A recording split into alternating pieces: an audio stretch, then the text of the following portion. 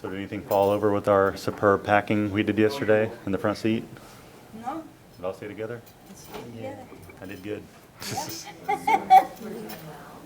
Yeah, I was just gonna throw it in and hope for the best. When it flew everywhere. Yeah. And the wind was not on our side yesterday. No. Mr. Chair? Hey, what do you know? Well, not much. I think Feeling this- better? Yeah, that was my allergies.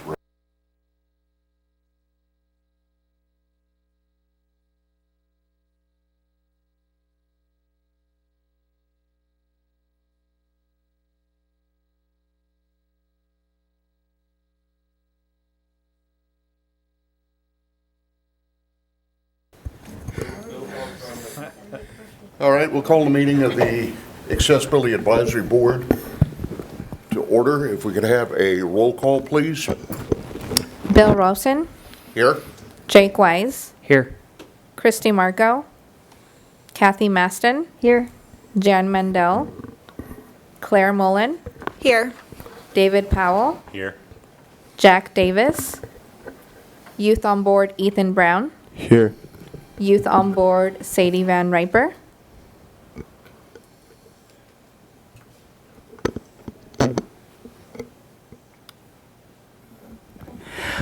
Before we get started, I would like to, Mr. Chair, I'd like to request that we make a amendment to the agenda. Okay. As far as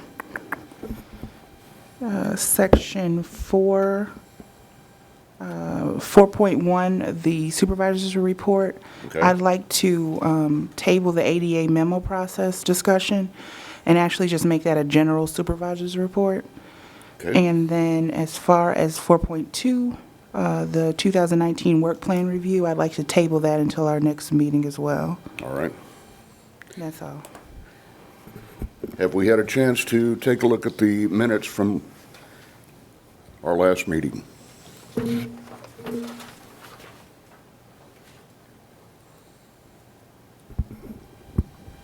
Yep, everything looked okay from what I could tell. Any changes or alterations needed for the minutes? Can I get a motion for approval? All motion. All right, we have a motion. Second? A second. All right. Minutes from last meeting have been moved and seconded. Moving on to new business. First of all, I would like to introduce you to a gentleman that I invited to join us today. His name is Wayne Pruitt. Wayne, if you'd like to stand up to the podium. Wayne is the dispatch supervisor at the Salina Law Enforcement Center. I guess that's what it's called, correct? Yes, sir. And this ties into a discussion that we've had in the past about one of the items that we'd like to see come to fruition as far as the board is concerned, and that was a emergency notification system for people with disabilities. The conversation I had with Mr. Pruitt yesterday was very enlightening because I found out that they already have a medical alert system in place, although, as you stipulated, it may not be well known to the public. Is that correct? Yes, sir. How does that work at this point? Well, currently, what we have in our medical alerts is EMS is notifying us of residences, locations of concern that they have. And then we also have the officers that will notify us of places of people with officer safety type issues. So we have the medical alerts, and then we also have location alerts. We have multiple different types of alerts that are used. However, the majority of the stuff is coming from Salina EMS at this time due to the person living at that location. We do have a few private individuals that have notified us of family members that require additional assistance. You know, and what they're doing is, in case of an emergency, you go to this location, please call me. And we'll have a call list, or we'll have, some places have what's called a Knox box on their house, and it's just like a business that has, for a fire department, has Knox boxes that they have a key, and there's EMS and fire has a key to gain entrance into that business. They also do these on residences. Now, there's probably a fee with that, but I wouldn't know about that. That's through the fire department on the Knox boxes. And then other people will tell us, here's the key code to get into my house. And that information is in there. We don't put that over the radio. We don't put it over the air. Through mobile computers, we'll message them that information. So we try to maintain as much, it sounds bad when I say secrecy, but, we don't want people to know where your key is at or that type of information. You mentioned that this is with EMS and police and sheriff's officers at this point. Does it also encompass fire department? Yeah. When I say EMS, it's Salina Fire, Salina EMS, because it is the same agency. Is there a reason, to your knowledge, that it wouldn't have been made more public? Or is it just over a period of time, it's just kind of... This is kind of morphed into this within our computer-aided dispatch system. And there is concern about we get notified initially, but who's going to notify us after the fact when these people have moved from this residence or they've passed on? How do we keep this updated? We have, 300, 400, 500 businesses that we try to maintain lists for after-hours emergency contacts. We can't even keep up with that. Right. It's a constant struggle, and that's a major concern of who's going to maintain that and how good is that database going to be. Do you see that as an insurmountable problem? I see it as a major hurdle. Okay. Anything is possible, Bill, which I think with good planning and good discussion, I think we could come. You're not going to have 100% foolproof plan. Right. But, if we could be 90% or better with good information, I'd be happy with that. Are there other individuals that we would need to discuss this with in order to implement this? I think we would want to have the department staff involved in this and get their take on that, and who's gonna gather the information, who's gonna give us the information, and who is gonna do. How is it gonna be? How is it gonna be verified, validated? How often is it going to be validated? And a lot of that depends on the response that you get. If you get 100 responses, that's manageable. If you get 5,000 responses, is that going to fall over here? Is it going to fall on this board? Who's it going to fall on? Whose responsibility? Right. Because I can be honest with you, we don't have the personnel to do that validation. Okay. I have 3 dispatchers on call or on shift at every time, and my downtime, they aren't going to like me calling at 5 o'clock, 4 o'clock in the morning saying it's just good information. As far as inputting the information, say that we put the word out in regards to this service being available. We took the information, gathered the information, relayed it to you, then would you be able to input that Oh, yes, information? sir. Yes, sir. Okay, that wouldn't create a burden for you? I think we'll be able to do that. I think we can. The initial database is always, your initial is always your hardest and your longest, but then after that, you're fine because oftentimes you don't have that much for a change. How long have you lived at your house? You know, you've been there years and years and years. I've been at the same house for years and years and years. For the people that do not move a lot, it's not a big deal. It's for the people that don't own or stay in the same place that are, is hard. that are more mobile or more transient. Yes. Would it work, does it work best with address or with individuals' names? No, absolutely address. Okay, And the reason being is within the computer-aided dispatch, when an address pops up, there are many things that will tell you about that address.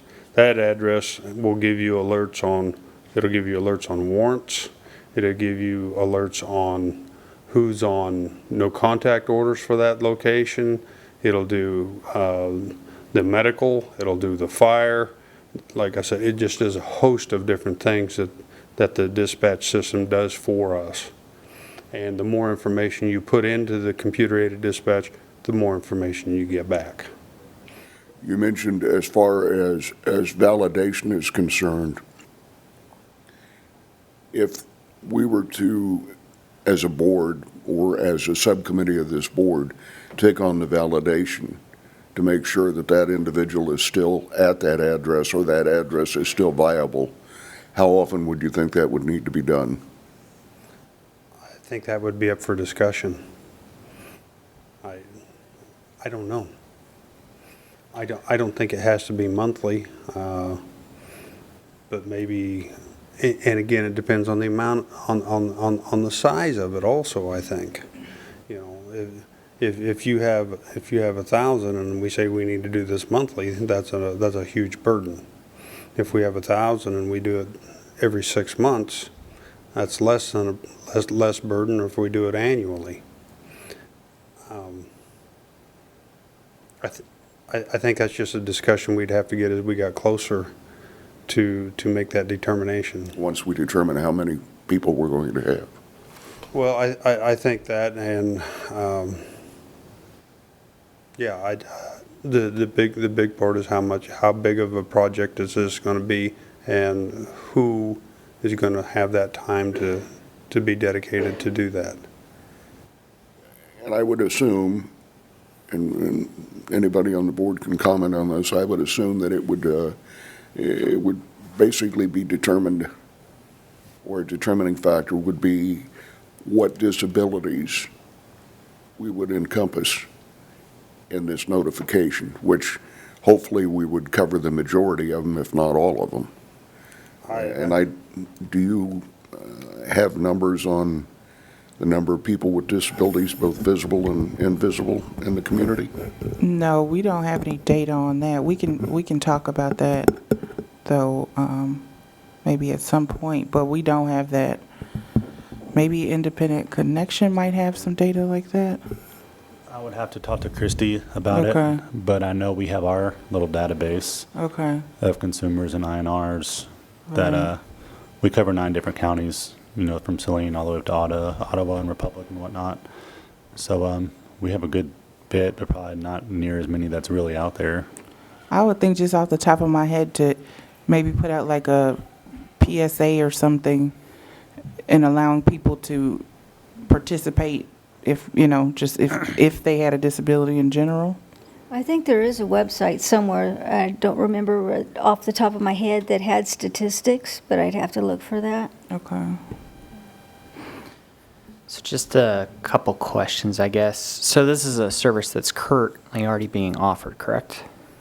It's a service that I wouldn't say it's offered at this time, because we've never gone out to the public and said, tell us. Mm-hmm. This has always been just an in-house thing that we have started, and it's, But if someone were to approach you currently, you're already currently doing it yeah, by, yeah. in other words, If you were to call me and says, I have this at my residence, and can you do this for us? gotcha. We would 'Cause that's- certainly do that. That's kind of the concept that we already had in place, was that they would contact you directly and then it would just be put on there. I understand the concern about keeping it up to date. Right.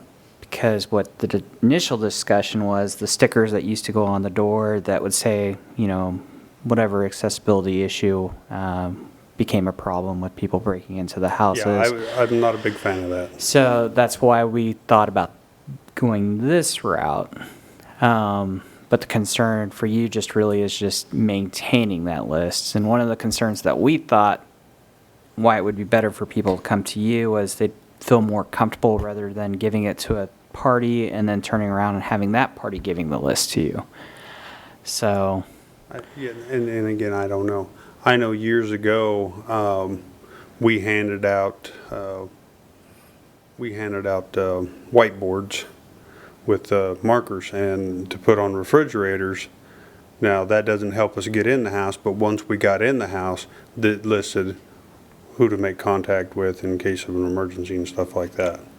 But I think I don't know if your concern is availability to get into the house or emergency contacts, so we're not breaking in, so we're not doing damage. I don't know where you're trying to go. Personally, my thought is that it gives the first responders a heads up on any possible medical issues that they would encounter coming in.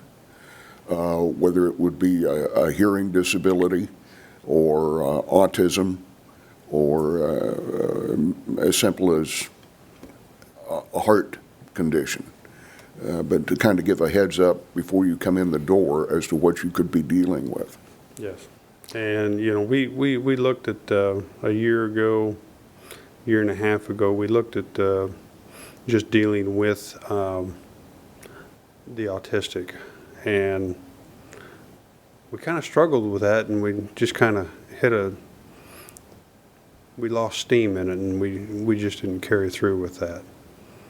and that's, I think, some of the specifics that Bill was talking about is just giving you guys the heads up on it was where we were thinking less about how to get into somebody's place of, you know, with a code or something, but more Yeah, and- just medical.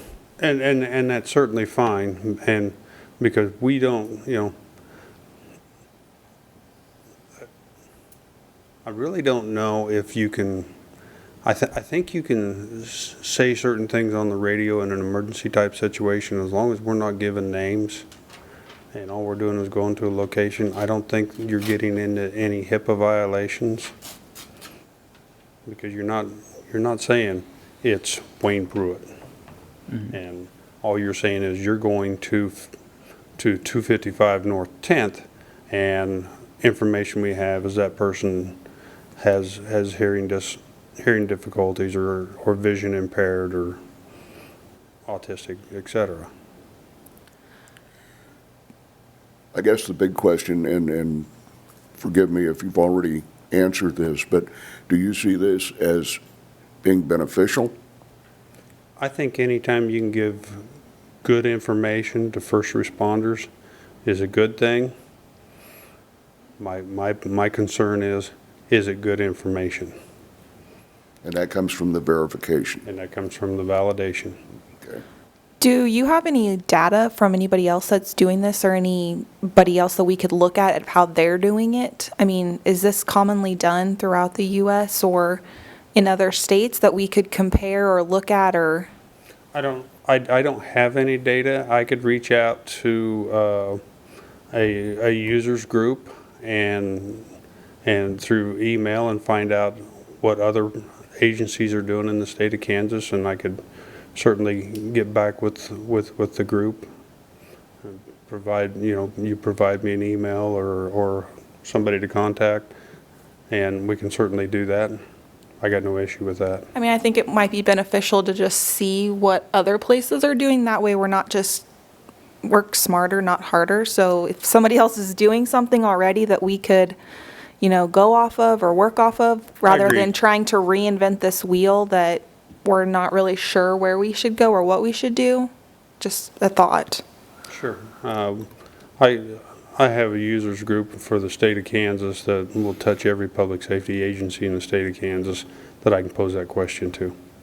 I went to a training last year in Pittsburgh, Pennsylvania. They had people from the United States and Canada there, and they were talking about how they were doing the same thing we're doing, or talking about how they did this in New Orleans after the fact of the hurricane.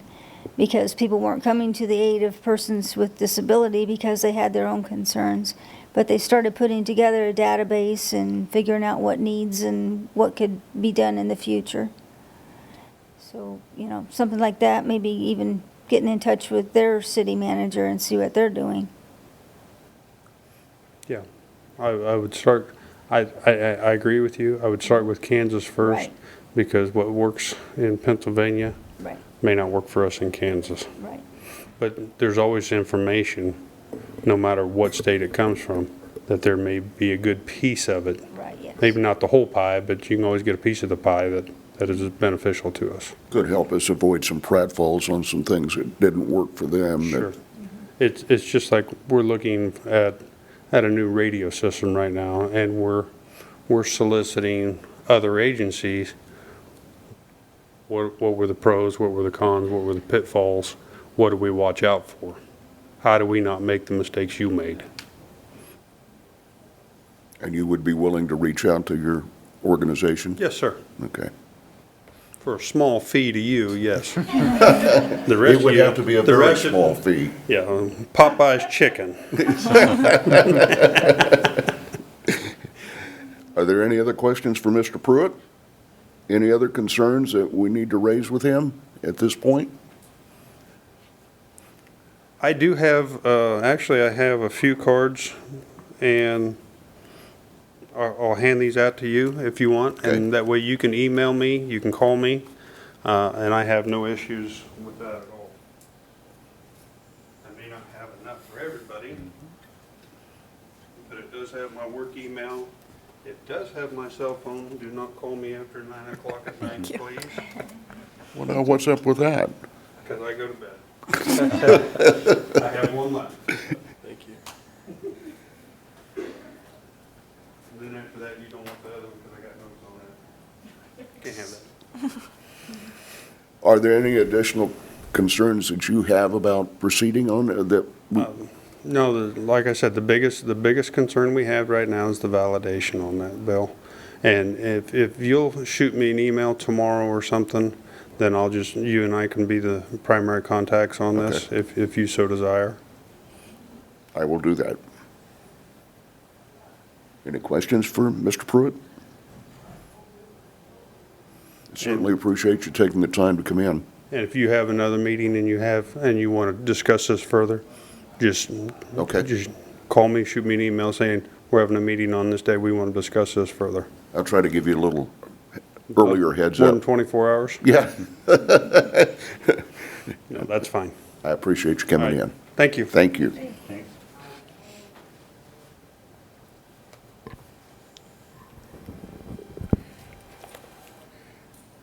Evelyn, is this something that we could work through community relations?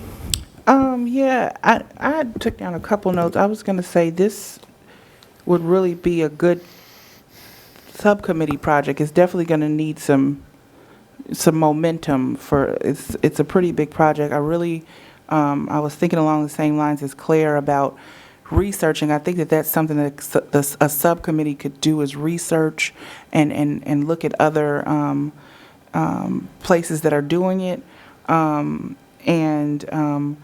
Also possibly partnering with Kansas Westland, who has an emergency management program.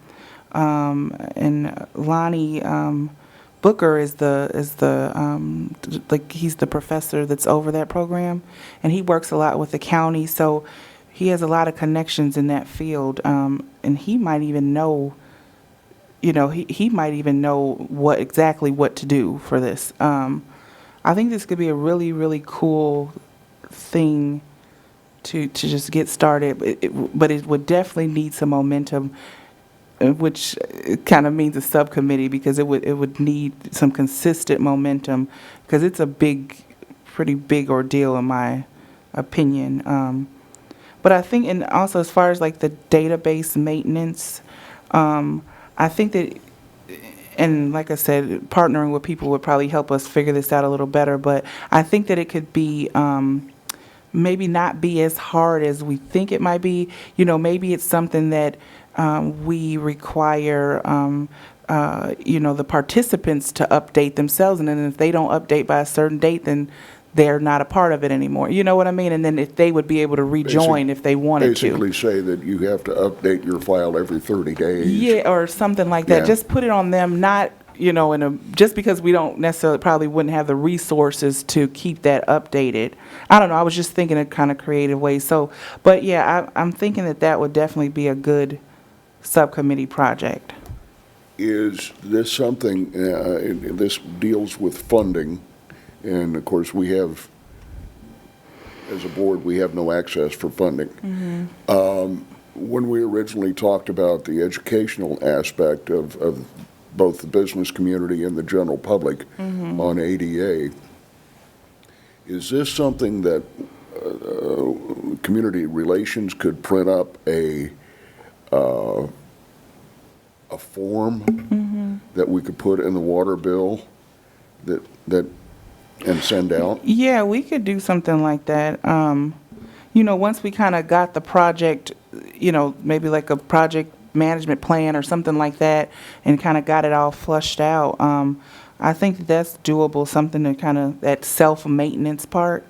As far as funding, that could be part of like the subcommittee project, like to get that project management plan, figuring out if funding is needed, partnering with Kansas Wesleyan or Salina Regional Hospital, or, that's something that I'm sure they'd probably be interested in. I mean, it touches so many aspects of health. That would, I can see a lot of different ways that could go. Any comments?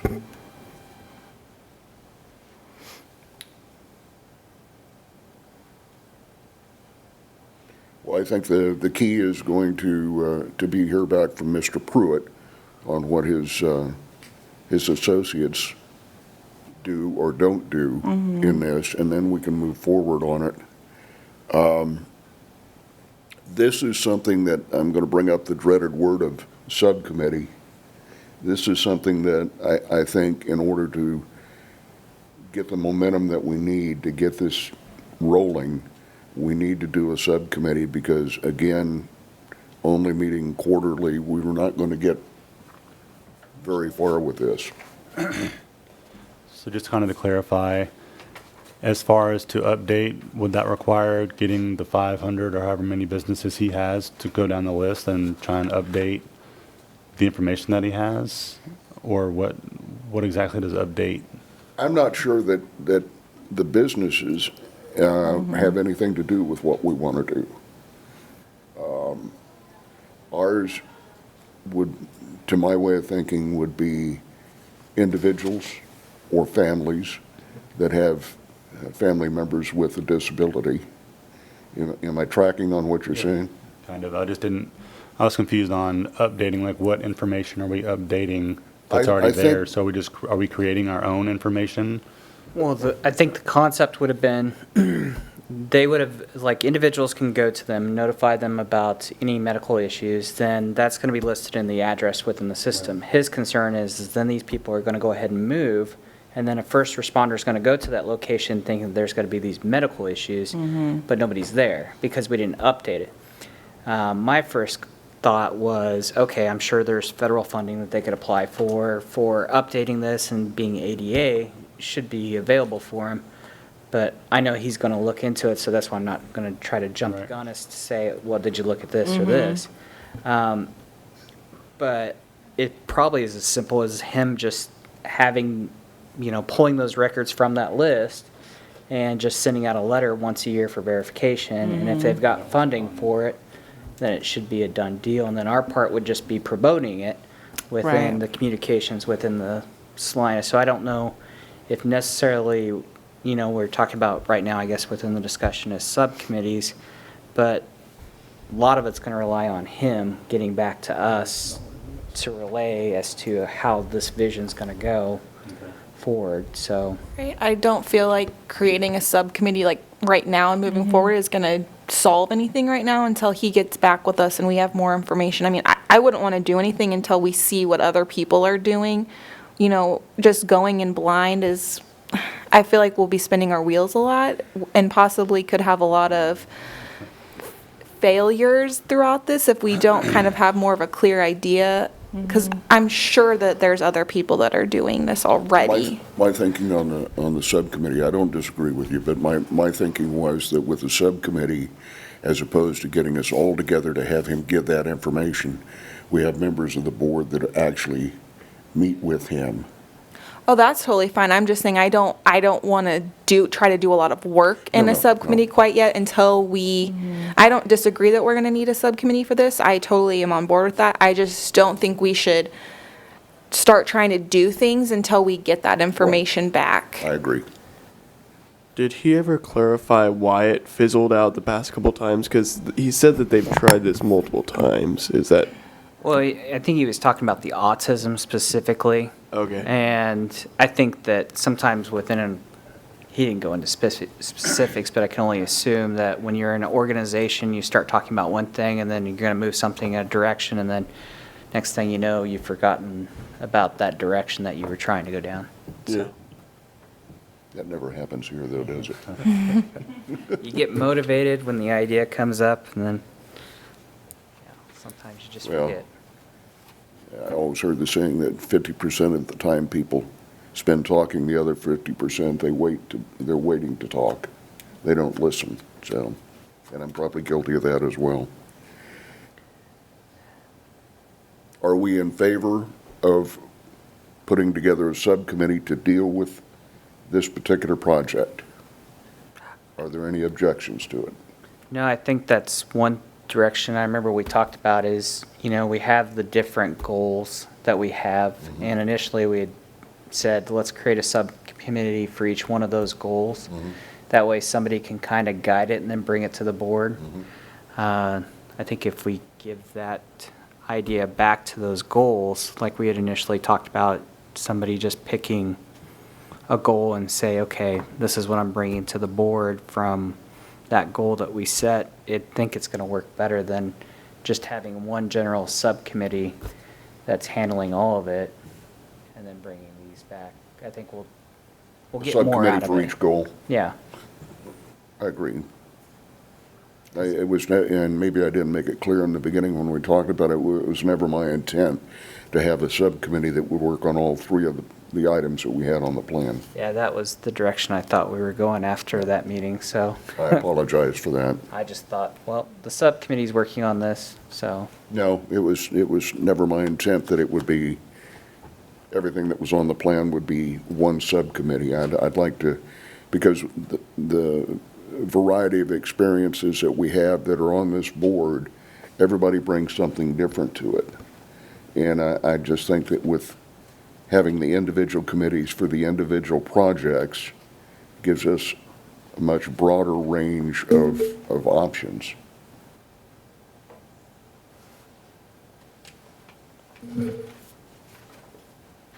So I guess at this point, we're in favor.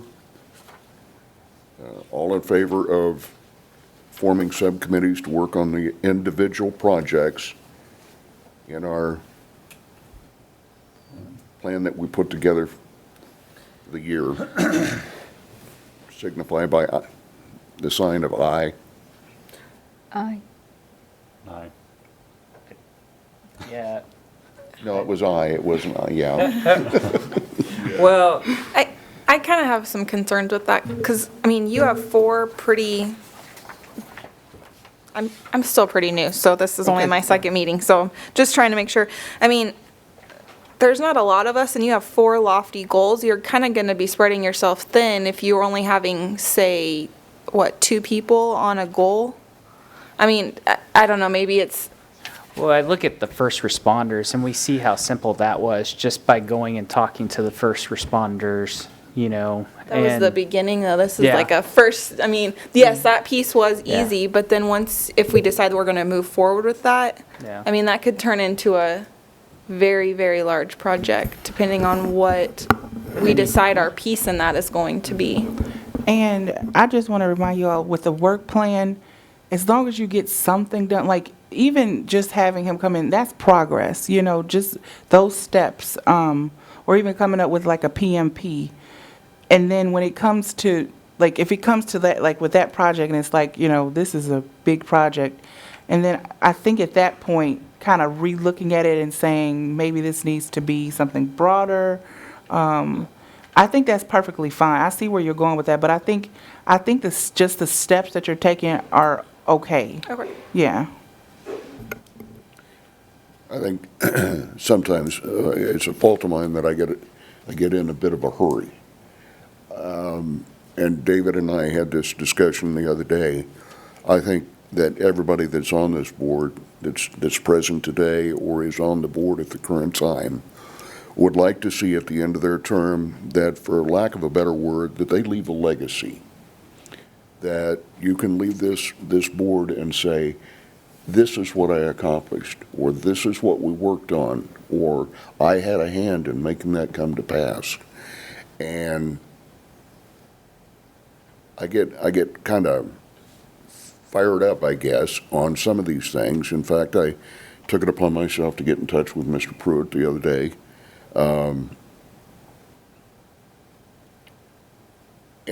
I don't want to see us delay these things to the point that we don't get anything done. That's. No, and if I I'm- if totally I'm- agree that I want to get things done. I don't want us to be spread so thin we don't get anything done. Right. That's my biggest Right. concern because, I mean, this idea is huge. It could make a huge impact on Salina specifically. And if we don't have enough people that are working on it, once we really do get this data and see where we want to go, I feel like we might not be as successful with it if we don't have enough hands on deck working on it. Would you then suggest that we work on it as a whole with special meetings as opposed to having 3 or so members in a subcommittee? Which do you think would work better?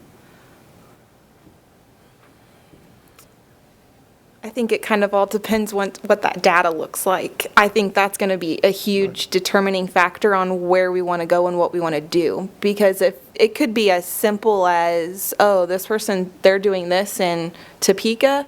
If we scale it down to Salina, okay, we got something to work on. We got something to go. We can make this happen in 6 months, and we could have that completed.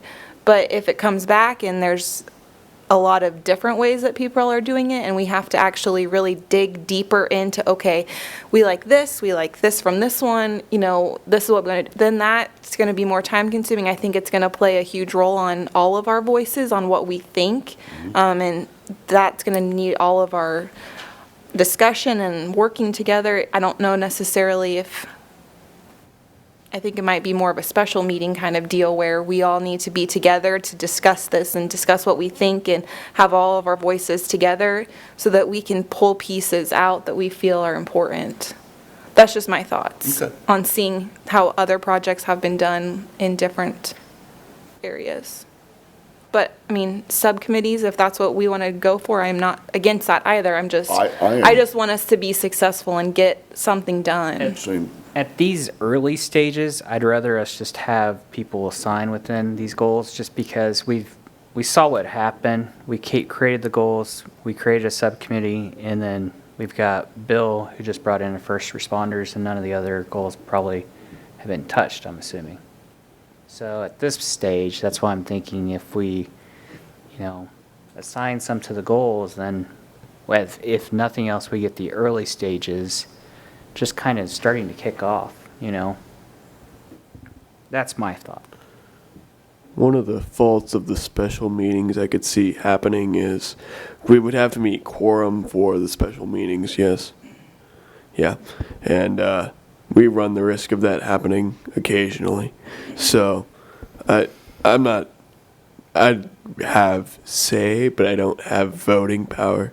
But, just for subcommittees, I don't know if I'd be on one, but I feel like they'd show up, possibly. Probably. You'll be on a subcommittee, Ethan. Wink. I see the advantages to both, making it a board-wide project with special meetings or assigning the project or volunteers for the project. The downside to subcommittees would be that they have to wait to basically present their findings to the board. And again, we only meet 4 times a year. With the board meeting for special meetings as a whole, we can delve into the research that we get back from Mr. Pruitt in this case, hopefully in a timely manner, do a special meeting on it, and be able to act on it. So when you say act on it, how would we have acted on it if, I guess that's the question. The acting on it basically means that we move the project forward by working with community relations to come up with form. We work with the water department in doing an insert. We gather that information and present it to Mr. Pruitt. Because I go back to when Steve was here, if there was, you know, the training that he did that was discussed and things along those lines, it wasn't something that, you know, the board had to act on. It was just something that was discussed and then implemented. It wasn't even something that had to be voted on or anything. So I even think within these committees, if the committee has, you know, a vision or a direction and things are moving along, doesn't need to be stopped and all of a sudden have something voted on. Just keep moving on it and then bring it to the board and then present where we are within that. Yeah, that's true. So with the subcommittee, yeah, if you vote to have a subcommittee, then the subcommittee would be able to, you know, make decisions. You're basically voting that they can move that project Okay. along. So that's why I wouldn't even say you need the special meetings. It's just your subcommittee's got the project, they're rolling with it. Then all of a sudden they present it to the board and say, this is how far we've come within this. You know, if you need additional help, then bring that up during that time period. But you know, that's where I'm kind of seeing it. Okay, so we're kind of split. Am I right or wrong on that? I mean, I can go along with it. I mean, hearing what he's saying, I mean, it's, yeah. As long as the subcommittee has the authority to move forward Yeah, on it. That's fine. Now, in a case like this, would the subcommittee have the authority to come to you, Evelyn, and say, okay, this is the information that we got from Mr. Pruitt? Well, we, as staff, we would participate in the subcommittees. So we would Okay. definitely, yeah, we would. HRC has a couple, and we, you know, we kind of chair those meetings to a certain extent and kind of help move those meetings along. So you wouldn't be going in blind or anything like that. Okay, all right. Okay. All in favor of forming a subcommittee to work on the medical notification first responders program, signify by aye. Aye. Aye. All opposed, same sign? Can we form another subcommittee? For the subcommittee? No, for the monitoring of the accessibility concerns. It's been one thing that I've been interested in, definitely getting our transition plan that hasn't been revised since 2009 updated. So that's something that I've been looking to participate in. We can form as many subcommittees as we really want. I mean, it Yes. all falls back on how many people are going to volunteer for each committee. And just to remind, at the last meeting, we did, you all did vote to form a subcommittee for each goal. So that's already been voted on. It's really just a point of, Who's doing what? yeah. Yeah. Mm-hmm. So we don't have to vote on it. It'd be a situation, I guess, I want to head up that one. You're doing the first responders. Any of the other goals that anyone wants to head up? Or at least take charge?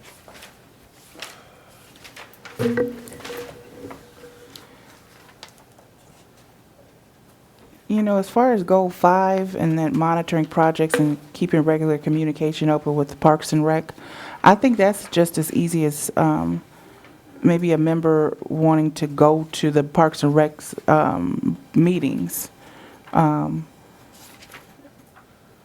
I think, in my opinion, that would meet that goal, because that would be keeping track of those projects and then also keeping open communication. And I know Christy started with the goal number 1, where she sent us the educational materials and things.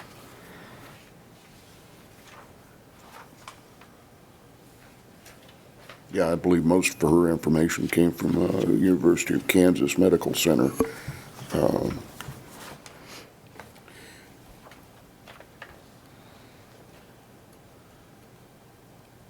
Okay, so you want to head up the transitional? Yeah. Anybody want to volunteer for the transitional? Ethan already volunteered. Yeah.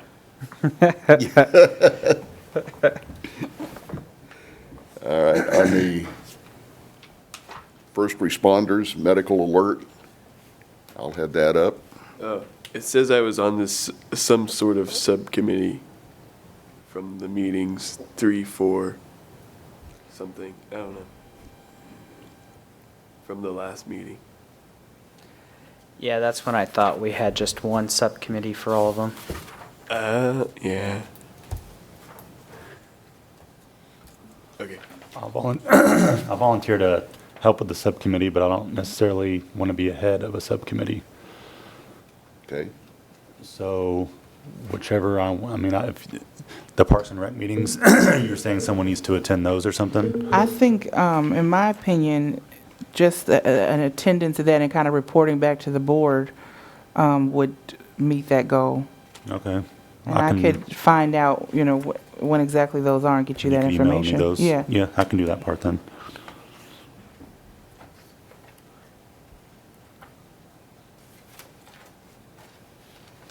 I would be interested in being a part of the first responders information with you, Bill. oh, okay, thank you. So,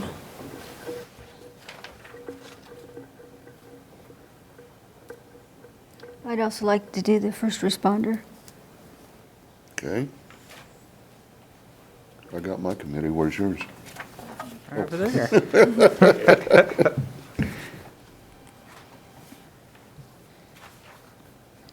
No. And I'll help out with Parks and Recs if Okay. you need it. All right.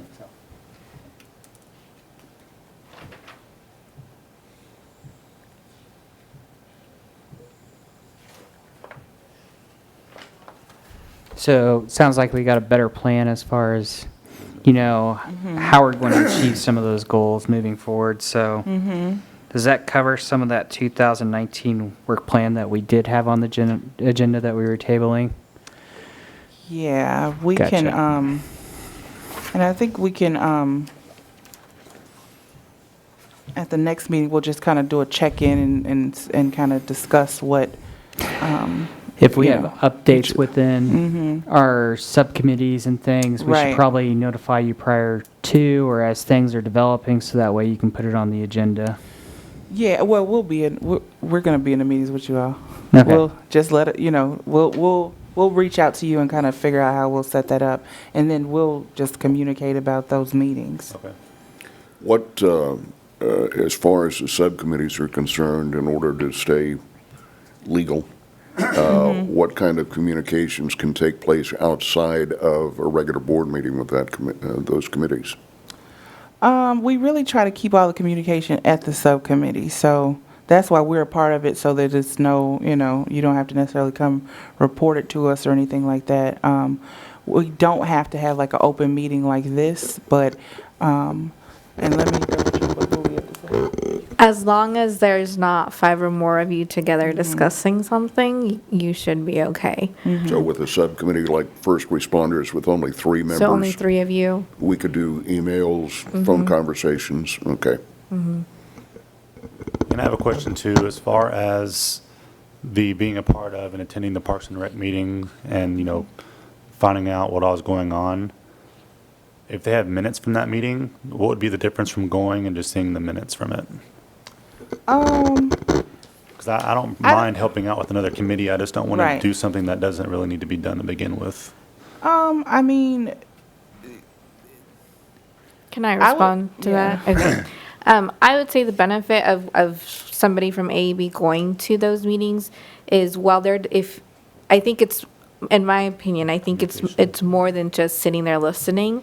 I think if something comes up on the agenda and they're talking about a new park or something that they're going to be working on, and it's, you know, they should always have a public forum, or they should Right. always have somewhere where, you know, taking down notes, and then at some point you go up there and say, I heard you guys talking about a new park, but I didn't hear anything about, you know, how accessible it's going to be, or have you guys talked about these things? Just bringing this to their attention earlier on versus they're already done with it, it's already done, and then one of you guys goes out and looks at it and says, you guys forgot this, this, and this, and this. Okay. And then Right. it's not too late, but then it's, you know, if we could have avoided it earlier on, then, and I don't, Evelyn, you can correct me if I'm wrong, but I feel like No. that's kind of That where makes that total sense beneficial then, yeah. Mhm. that's piece would exactly be. what I was. Yeah. It, All right, because thank you. once they've already voted on it, then, but, you know, they, just like we have a public with business, you know, or any committee, I'm sorry, a board has a public with business, so you could say something.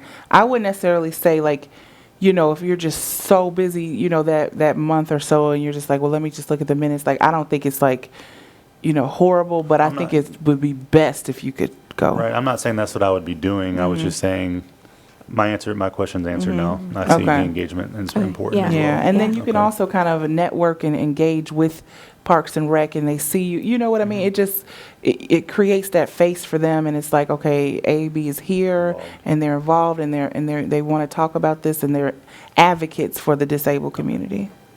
I'm good with that then.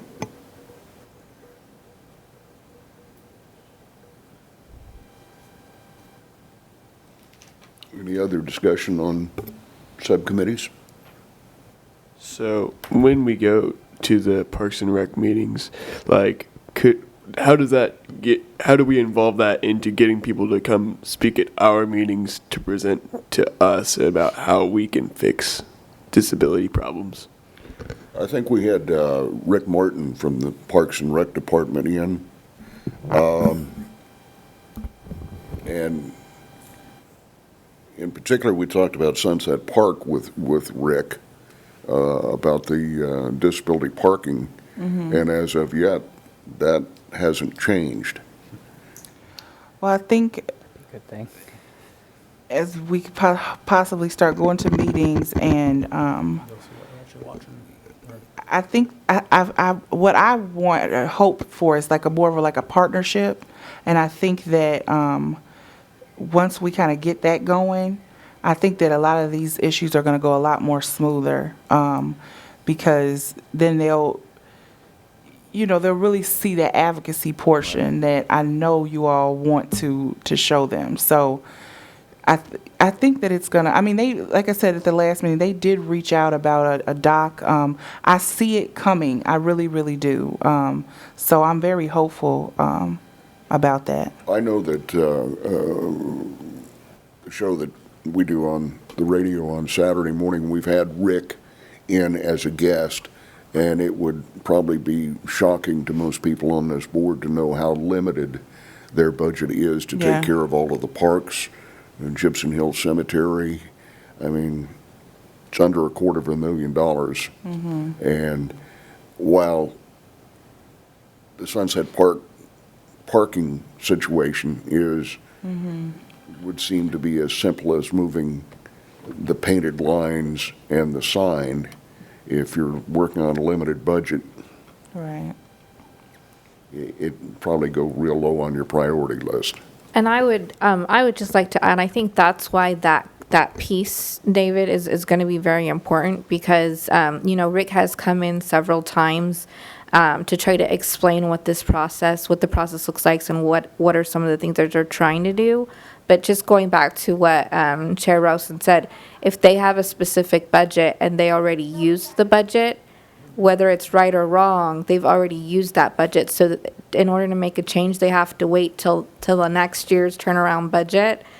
But that's money's already been allocated to, to different things. And so that's why if we can catch things early on and help correct that, then we're helping to save, it's like a win-win. We're helping to save money. We're making sure things are accessible. It's just, again, that good kind of collaboration and working together just so it's just a smoother transition for things versus after the fact we see it, we say, hey, this isn't working.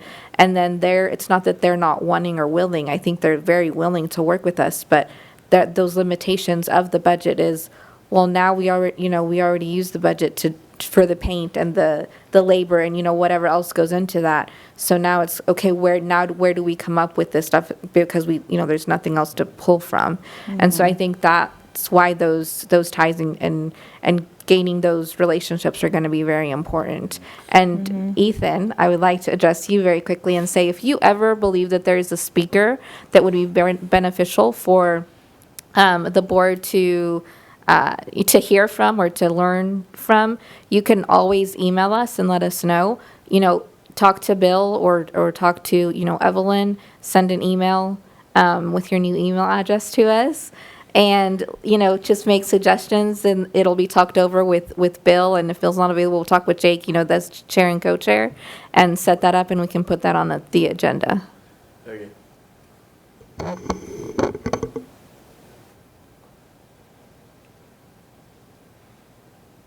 Any other discussion on that particular topic? David, were you gonna do Parks and Rec? Yep. Want I'll attend some the help on meetings that? and engage. I mean, sure, if someone wants to tag along, cool. If not, it works either way for me, I think. Okay. Can you just send those meetings out to the whole group? That way Sure. if, David couldn't go, or he could just send out an email saying I can't attend and somebody else can step in and then try to attend. How often do they meet? Parks and Rec? I believe they meet monthly. Right, yeah. Okay.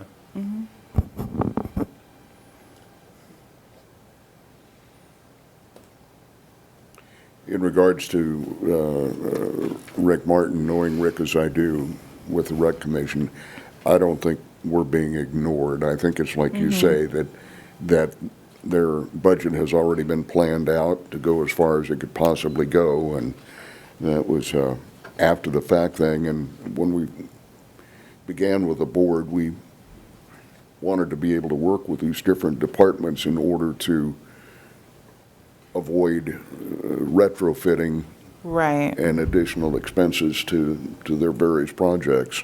Yeah, when I talked to Chris, that was the main thing. It was a budgetary concerns or kind of the constraint.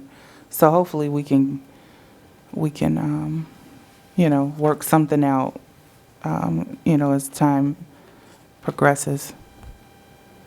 Is that something that we can look into, so for example, when we started the bike share program for Can Cycle, in Concordia specifically, one of the locations that we used, we addressed the city commissioners and asked them if we could move the accessibility stall one over. And then the city asked us if we would be willing to volunteer, OCCK specifically would be willing to volunteer their time in that paint to move that location, just to remove the lines. Is that something we can look at doing partnerships with people? If we see somewhere that, okay, we just need to put a stall or move a stall or whatever the case may be, can we look at forming those partnerships with other organizations in the community to acquire that kind of funding or volunteer time or something like that? Right. I definitely think that's a possibility, a really creative possibility for this type of issue. And once we kind of start going to the meetings, networking, working with them, I think that kind of collaboration is going to naturally kind of occur. So I think that's an awesome idea and something that, maybe you and David talk about, and then he, if you're networking with someone at the meeting, you talk to them about it. Like, I think that would be an awesome idea. And that grants, working just to figure out how can we increase, the income coming to Parks and Rec for these types of projects. When you form a partnership with these other organizations or businesses, is it something that requires paperwork? I mean, as far as almost like a contractual agreement, or how's that work? Yeah, well, this is the city bill, so it's always going to be bureaucracy. But yeah, so there's definitely going to be some bureaucracy to it. Usually it's like a MOU, like a memorandum of understanding, something like that. Once we kind of get to that point, we can definitely reach out to like the city attorney and see, what, kind of template is already in place for something like that. Because the city does have a lot of partnerships already. So I'm sure there's already kind of like a boilerplate type of thing. So that I don't think that would be a big hurdle at all. And just quickly, I just wanted to add, we'll send it on an email just so you guys all have it saved. But Parks and Rec, their advisory board meets every third Wednesday at 4:00 in this same room. Wednesday at 4 o'clock? Every third Wednesday at 4:00.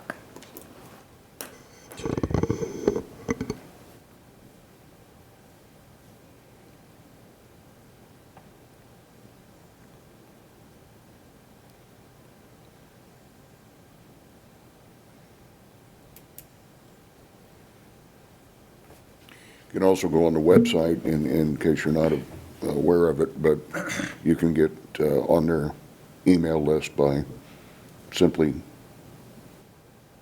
indicating you want the email. And if those start at 4, do they normally last about an hour and a half, or what time do those normally get out? I would think about an hour, maybe even less time than that, depending on what they have on their agenda.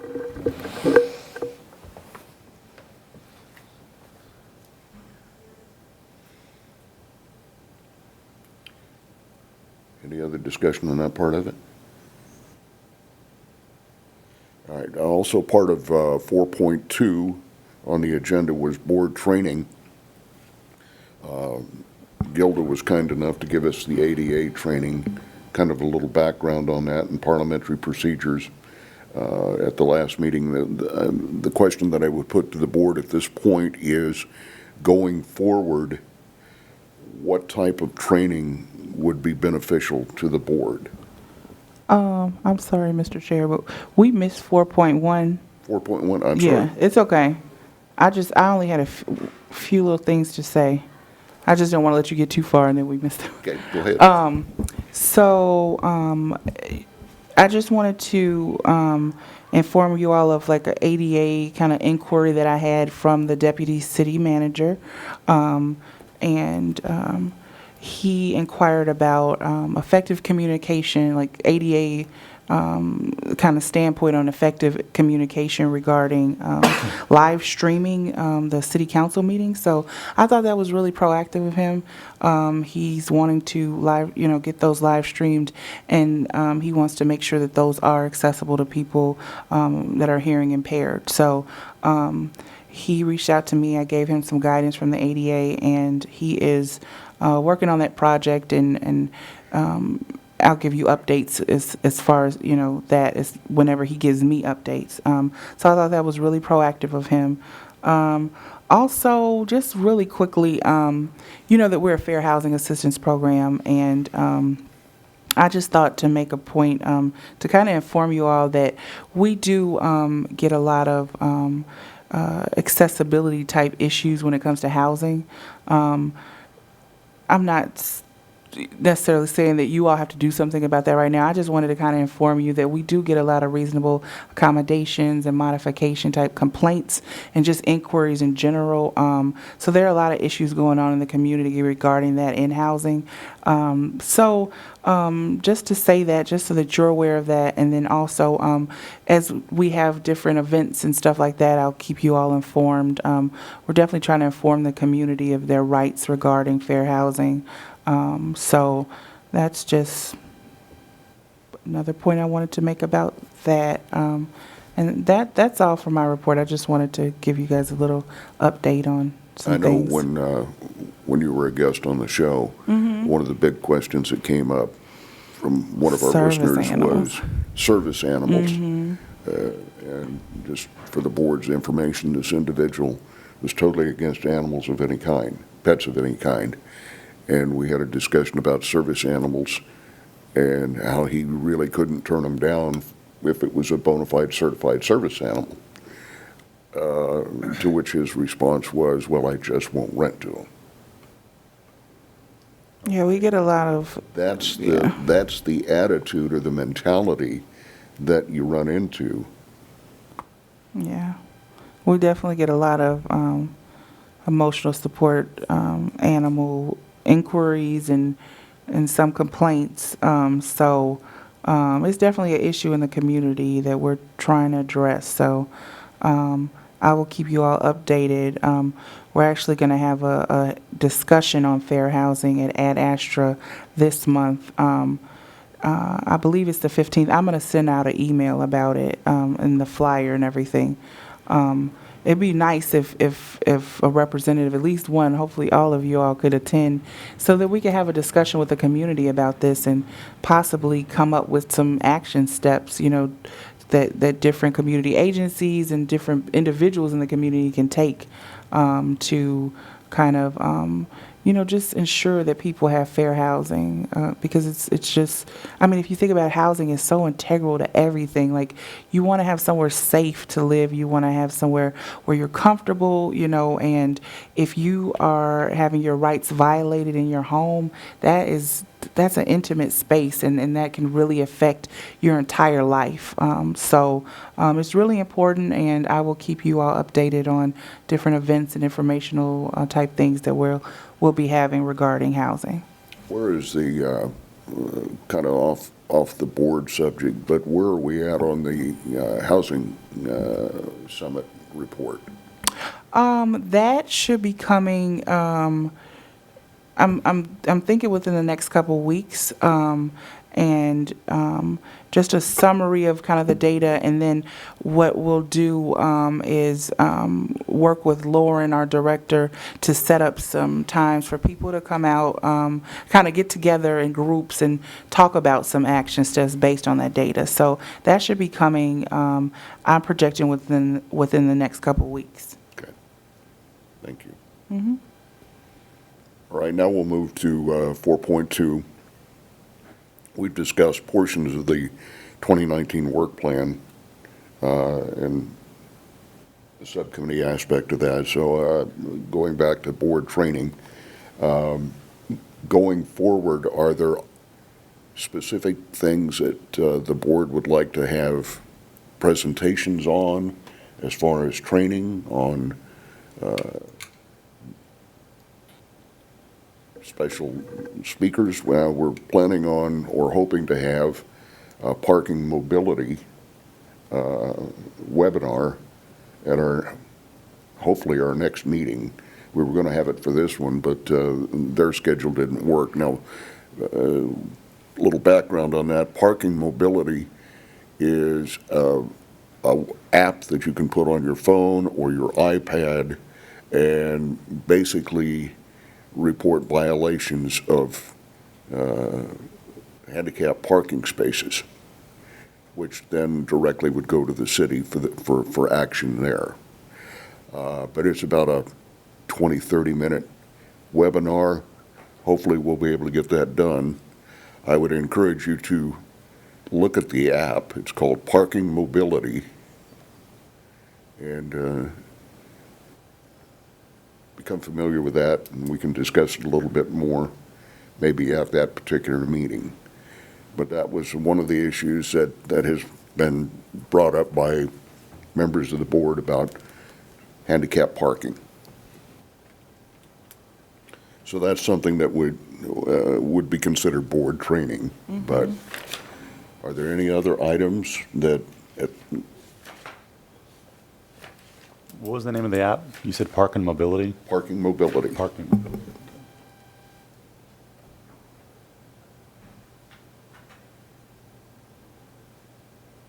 We'll give it some thought. We'll talk about it again at the next meeting.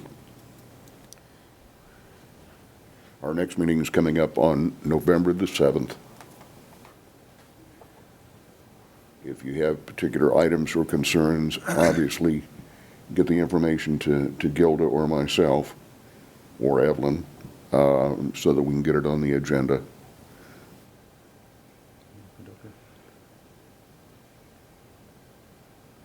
Any other comments or concerns that we need to address at the meeting? All right, motion to adjourn? Motion. Second? Second. Okay. Thank you very much for coming. Appreciate it. Appreciate you volunteering for the various subcommittees.